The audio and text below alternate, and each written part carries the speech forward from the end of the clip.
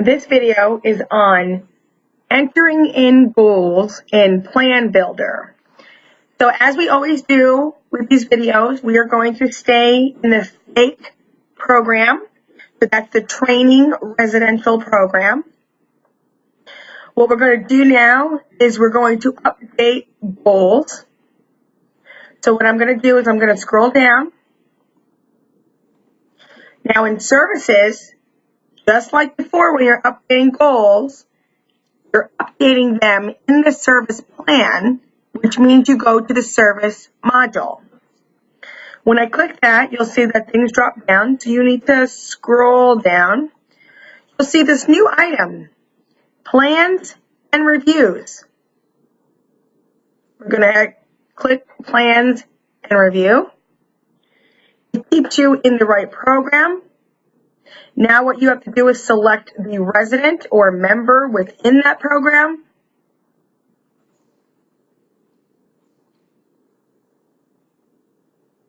What I'm going to do is I'm going to write this a brand new plan. I'm going to pick someone who I think does not already have anything in the system.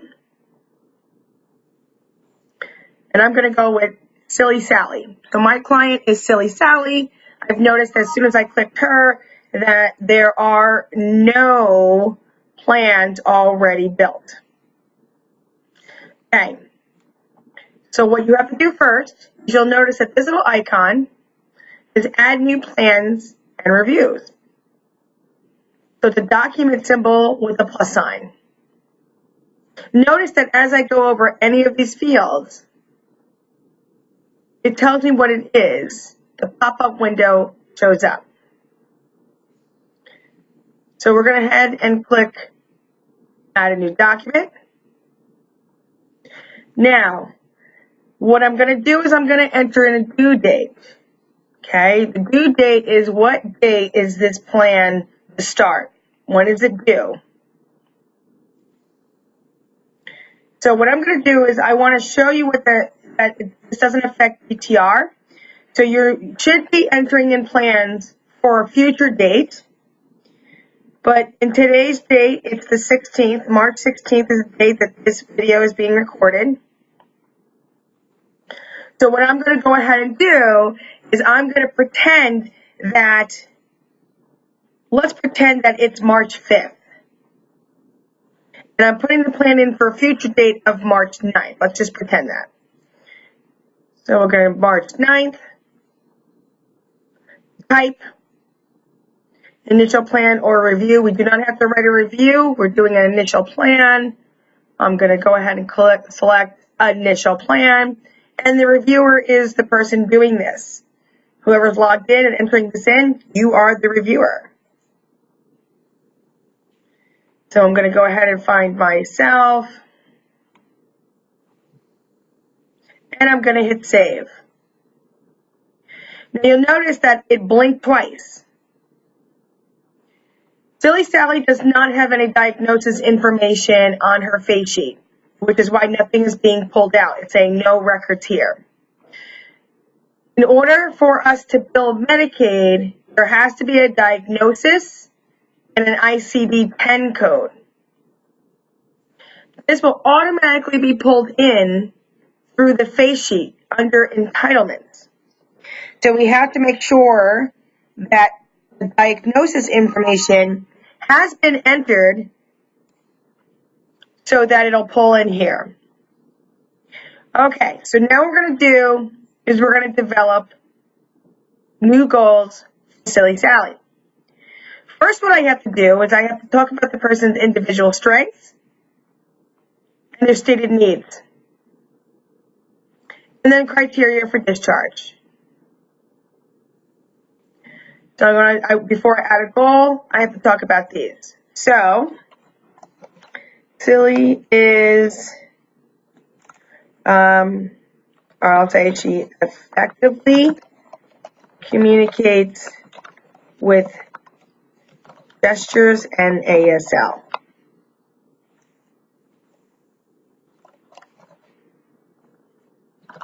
Silly can write down simple words on paper. Pretending that I'm going to write a goal on communication. So Silly effectively communicates with gestures and ASL, which is American Sign Language, and Silly can write down simple words on paper. Individuals' stated needs. What does she need help with? Silly needs assistance with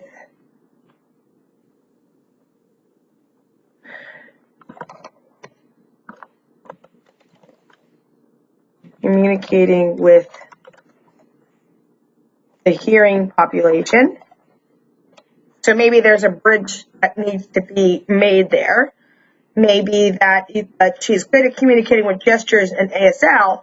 Someone who has never been exposed to that environment, well, she would have a hard time explaining her needs if someone is not used to that environment. So that's a stated need right there, right?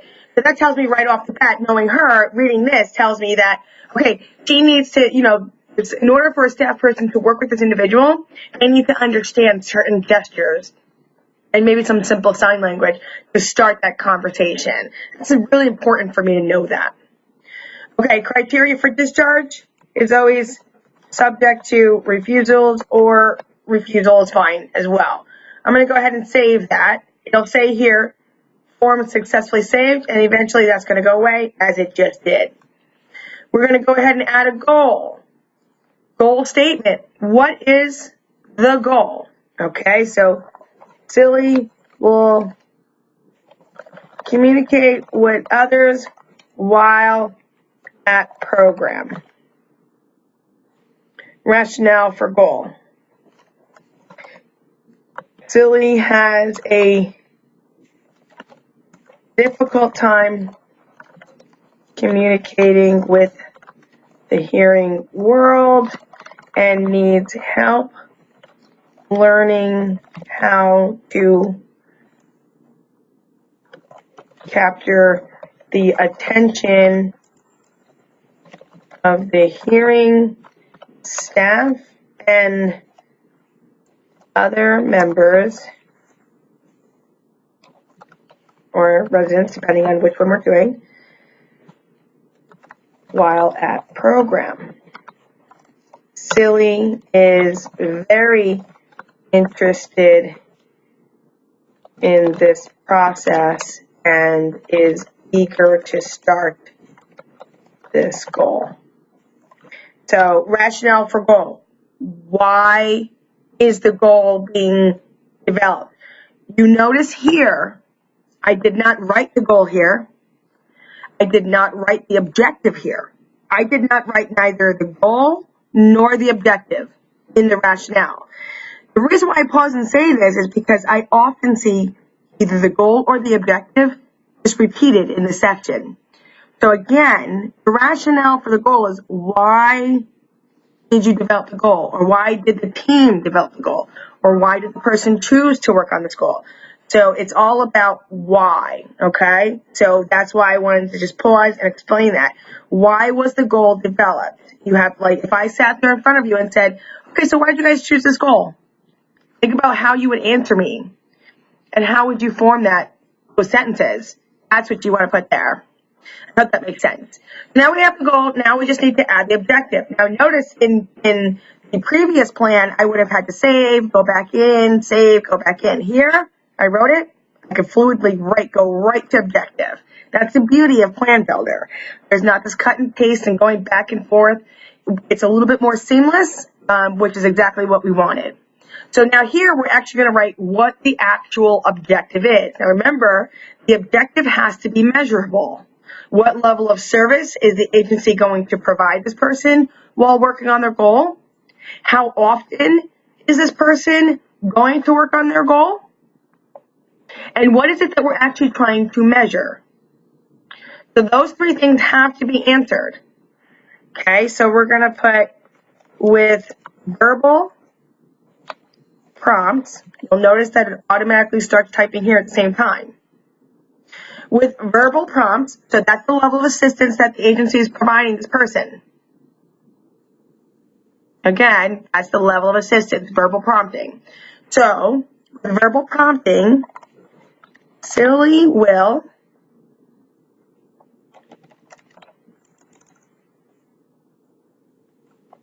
try a communication method. Let's see. We'll try one of the communication tricks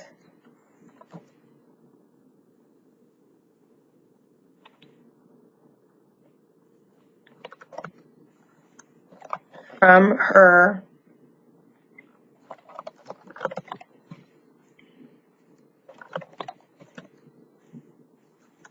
communication binder.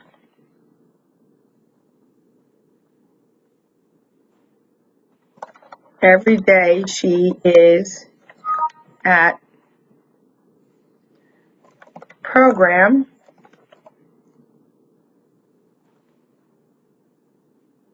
Okay, so the reason why this is written a little bit different is because we're setting this up as though she's at day program, right? But if you're on the residential program, how often do you want her to use this?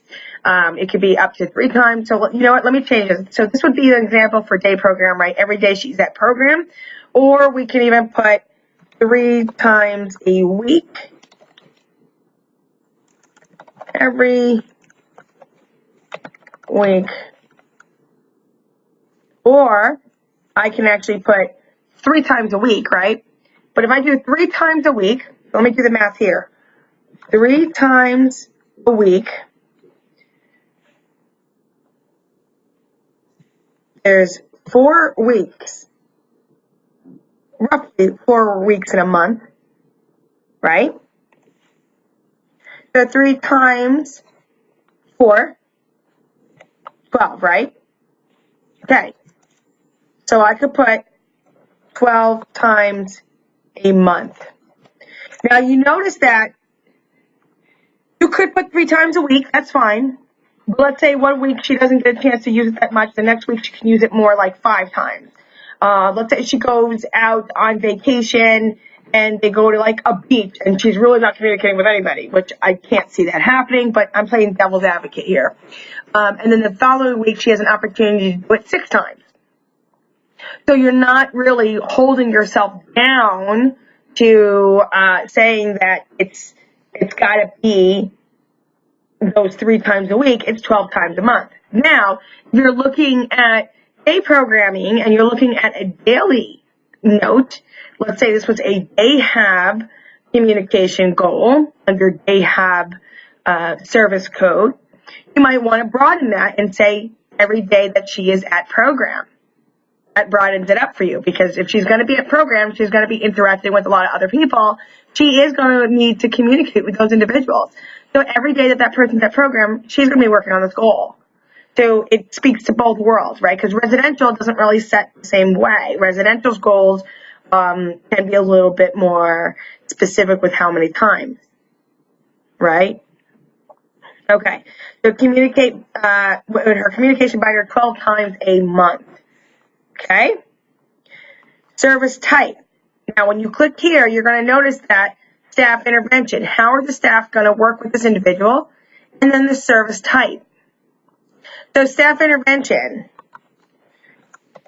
Staff will sit with Sally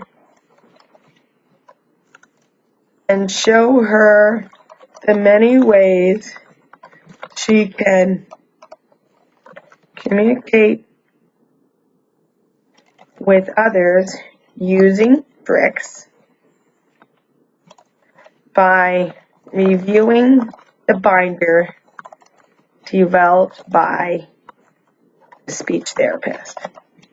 That's provided that a speech therapist is involved, but again, this is just an example. I'm just showing you what the staff are going to do. Staff will prompt Silly to use her binder when she is in a situation of needing to communicate with others who are hearing or others who are unfamiliar with gestures and ASL. Staff will not answer for Silly when in these situations,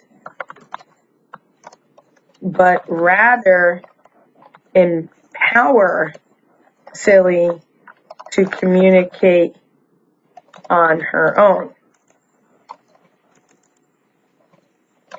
Staff, let me change that to, if staff notice that Silly is struggling to effectively communicate with others, staff will first ask Silly if they can help her communicate. Silly will then either give permission or deny permission. Staff will respect her needs. Staff may need to ask again if she continues to experience difficulties. So notice here that I'm really explaining to staff how to work with this person. When we review these goals with these staff at an in-service, a staff training, whatever it is, when we are training staff, that's what you're writing here. You're almost writing your own in-service notes here. You're documenting here exactly what you're expecting or what you want to train staff in. So this way you're also empowering your staff on what to do. When they're prepared and ready, then we can really talk about them working under their own autonomy, right? Once they're given parameters, right? So staff might write, without really knowing it, they might just jump in and say, oh, this is what Silly is trying to say. She might be like, whoa, wait a minute. I don't want you answering for me. I don't want you talking for me, right? Obviously, she's going to say that with gesturing the ASL. She might get a little annoyed. She might get a little offended that you think that she can't handle it, right? So we don't want to just jump to that. Now, it's not the staff's intention to do that. The staff's level of comfort plays in this as well, right? Staff have to be comfortable in delayed response. Staff have to be comfortable in allowing there to be silence and allowing Silly to really work out what she wants to say using those tricks that she has in her binder. By staff asking her, can I help you communicate? We're also giving Silly that power of saying, she can then answer and say, yeah, you know what? I need your help in communicate. Or no, I got it. This person here needs to wait a minute. And if they want to talk to me, then we're going to have to wait a minute before I can fully get there. So it's teaching the staff what to do in terms of how we're helping her, and also how we're giving her her space and her respect. So it's important, again, when you're talking about this section, it's really important that you are giving the guidelines to staff on how they're supposed to work with an individual. When you in-service the staff on that, show them this section. Say, this is how you're supposed to work with them. And let's review it and talk about it. So it's really important that this is detailed. It's not just she'll work on her goal. It's not just repeating the objective. It's not what it is. It's how are we supposed to be working with her, okay? I always like to add with staff will provide verbal encouragement as needed, and staff will provide verbal praise when Silly works on this goal. Okay, service type. What is the service type? Communication habilitation, that sounds like right to me, right? If we're providing a service under a billable service code, you are going to have to use the service type that's in the ISP, the individual service plan. Whatever goal or outcome that it's tied to, an ISP will have an outcome. That outcome will be tied to a service type. That's what you select here. You select the service type that's in the ISP. We can't make it up. For day programming, we've gotten really comfortable with day hab, career planning, pre-vocational habilitation. These are all different types of therapies that we've been using. So, not therapies, I'm sorry, service codes. So again, you're going to use the service code that's in the ISP. If you do not have an ISP yet and your individual has not switched over to fee-for-service and they are still in a contract or private pay situation, then you're going to use the service type that closely matches what you're doing. In this situation, it would be communication habilitation. Okay, so let me reiterate this. If you have an ISP and we are billing off the ISP, the service type has to match the service type in the ISP. If we're working on this for an individual with an IHP or someone who we are not billing Medicaid for, but is being paid through other means, either private pay, through Easter seals, through a different budget line, but it's not Medicaid, then you can use a service type that closely matches what you've developed. Okay, so really the ISP is what's going to drive this section. Eventually, the entire agency will be on ISPs, and this comment will be mute. So, okay. What we're going to do now is we're going to save this. And now it is saved, successfully saved. This is going to eventually go away. And there it goes. So now this person has a goal. And it starts off, Silly will communicate with others while at program. That's what that goal is. I can now add a second goal here. I can add a second goal. It's going to be a goal and outcome. Now, let's say I have this goal, communication while at program. And let's say I have another complete different objective. I can add another objective right here in the same screenshot. I do not have to save, go back in, data entry. I don't have to do all that back and forth. I can add it right here, right now. I can add an objective. And that's the beauty of Plan Builder. It's a little bit more fluid. It's easier. It's through this training video takes a lot longer because I'm explaining each step. But if you're doing this in real time, it's going to literally be half the time this video recording is. Literally half that time. Because you're not sitting there having to explain it all. You're actually just going in and doing it. Okay? So I can add an objective here to one goal. Now, here's the thing. The ISP, again, is going to drive how many goals you have. If the ISP comes out with outcomes, outcome is another word for goal. So if the ISP has 3 outcomes, guess what? You have 3 goals. Okay, so you have to be mindful of that. We will go over how to read an ISP and what does that mean in another video. That would be very helpful to you. I'm trying to obtain a fake ISP so we can go ahead and explain that. I don't want to use a live one to be put on YouTube, obviously. So this is how you do Plan Builder. I hope this is very helpful. Because we did this pretending it was a future date, even though we did it in a back date, right? Here we go. We have due date. Okay. I can now put in an effective date of 3/9. Done date. And let's pretend it's the 5th. I did it on the 5th. Its effective date is the 9th. Due date is the 9th. Now I'm going to hit save. You have added an effective date to this plan. Click Save to lock the plan from future edits. Click Cancel to remove the effective date, and then save and proceed without an effective date. So an effective date just pushes it through, it locks it. So the date that it's effective is then going to lock it in. We're going to go ahead and lock that in. Okay. So now what I'm going to do is, this is Silly Sally. daily tracking record, Silly Sally, and there it is. Now, one thing I do have to mention is Awards is working on a glitch. There is a glitch happening right now. You notice that the implementation and objective have been flipped. And this is an error in a code, a back-end code. So the programmers in Awards has to actually flip two codes to fix this, the way it's pushing it out. So nothing that you've done wrong. It's that the help desk has to fix that. If you are noticing that the implementation and objective is correct and it's not flipped, then the correction has already been made.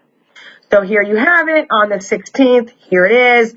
With verbal prompts, Silly will try one of the communication tricks from her communication binder 12 times a month. So there it is. It's pushed out. Okay? And that is BrainBuilder.